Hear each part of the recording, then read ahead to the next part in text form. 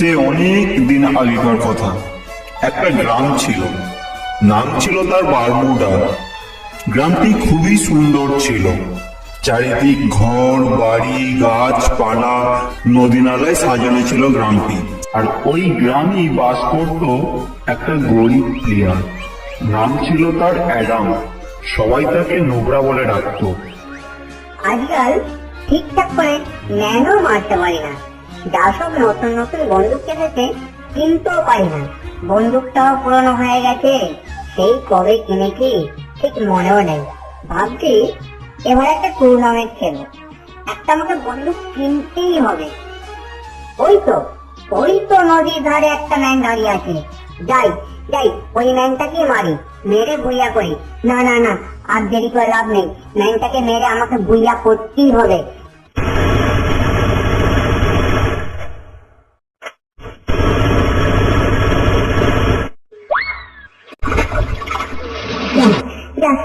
এই কি সর্বনাশ হলো আমার বন্দুকটা যে হাত থেকে ভর্তি জলের জন্য পড়ে গেল।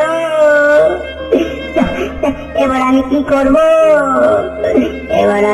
করব ঈশ্বর? হায় হায় হায়, ওই বন্দুকই ছিল আমার, একটাই বন্দুক। ওই বন্দুকই আমার সংসার চলতো। এ কি করলে ঈশ্বর তুমি? ওই নদীর ধারও তো দেখতে পাচ্ছি না। মনে হয় বন্দুকটা একেবারে নদীর গভীরে তলিয়ে গেছে। কি করলে ঈশ্বর? হায় হায় হায়। কি ব্যাপার অ্যাডাম, কাঁদছিস কেন? কি হয়েছে তোর?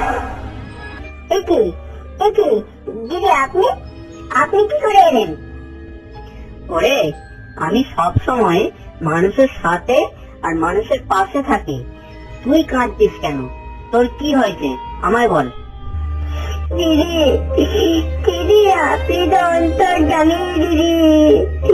আমার কি হয়েছে সে তো আপনি ভালোভাবেই জানেন দিদি। আমার বন্দুকটা হাত থেকে ফসকে হয়ে নদীর জলে পড়ে গেছে দিদি। এবার আমি কি খাবো? এবার আমার কি করে সংসার চলবে দিদি? দেখ তো এই বন্দুকটা কি তোর নাকি? দেখ তো, এটা তো পোকার ইঞ্চি ভর্তি দিদি। এটা আমার বন্দুক নয় দিদি, আমার বন্দুকটা লাল রঙের দিদি। এই বন্দুকটা আমার নয়, এই পোকার ইঞ্চি ভর্তি আমার নয় দিদি। এবার দেখো এই বন্দুকটা তোর কিনা? না না দিদি, এই বন্দুকটাও আমার নয়, আমার বন্দুকটা লাল রঙের বন্দুক। হ্যাঁ হ্যাঁ হ্যাঁ, এটাই তো আমার সেই হারিয়ে যাওয়া বন্দুক দিদি। এটাই আমার হারিয়ে যাওয়া বন্দুক। আমায় ফিরিয়ে দিন দিদি, আমায় ফিরিয়ে দিন। এটাই আমার সেই হারিয়ে যাওয়া বন্দুক। এই নে তোর সেই বন্দুক। আর আমি তোর সততায় মুগ্ধ হয়েছি, আর সেই জন্য তোকে আমি এই দুটো বন্দুক উপহার হিসেবে তোকে দিয়ে দিলাম। এই বন্দুক দুটো আমার? আপনাকে অসংখ্য অসংখ্য ধন্যবাদ দিদি, আপনাকে অসংখ্য অসংখ্য ধন্যবাদ এইভাবে মানুষের পাশে থাকার।